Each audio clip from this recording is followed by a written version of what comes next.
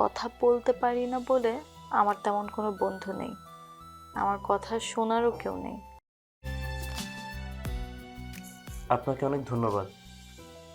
কেন? এই যে আমার এই ট্যুরটাকে একদম মনের মতো সাজিয়ে দিলেন।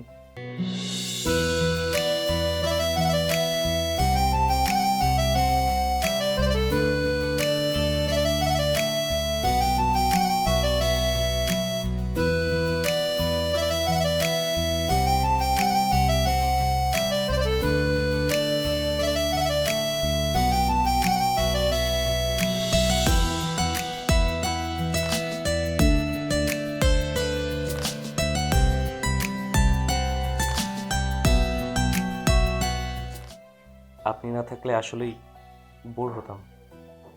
কেন? আপনার বন্ধু তো আছেই, সে কিন্তু খুবই মজার। আজ চেহারাটায় খুবই ভালো লাগলো। কথা বলতে পারি না বলে আমার তেমন কোনো বন্ধু নেই, আমার কথা শোনারও কেউ নেই। আড্ডা তো অনেক পরের কথা। কি যে বলেন, এই তো কথা বলছি আপনার সাথে, কত সুন্দর করে গুছিয়ে লিখছেন। সবাই যদি কথা বলেই যায়, সে কথা শোনার জন্য তো মানুষ লাগবে নাকি? এই যেমন আমরা বলেই গেলাম, আপনি শুনলেন, একটা ভারসাম্য বজায় থাকলো আর কি। বেশ কথা জানেন আপনি। আমাকে সান্ত্বনা দিতে হবে না, এসব অন্য কাউকে দিন। মোটেও সান্ত্বনা দিচ্ছি না ম্যাডাম।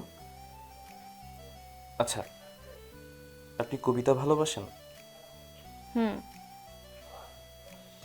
আমি একজনের লেখার খুব ভক্ত। তার লেখা পড়েই হুমড়ি খেয়ে পড়ি, আর ভিডিও বানাই। কিন্তু আজ পর্যন্ত তার পরিচয় পাইনি। ঘোস্ট রাইটার বলতে পারেন।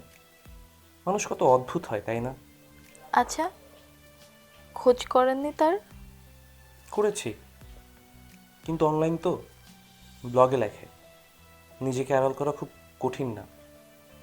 অবশ্য আমার সাথে ভিডিওতে কমেন্টস করে তার মন্তব্য জানায়, কিন্তু নাম্বার চাওয়ার সাহস হয়নি কখনো। আমার খুব ইচ্ছা, যদি কখনো তার সাথে আমার দেখা হয়ে যায়, তার দেখা পেলে তাকে বলতাম, ওহ, এত রাত্রে কে ফোন দিচ্ছে আবার, বাসা থেকে। রাখছি, বাই, পরে কথা হবে। হ্যালো।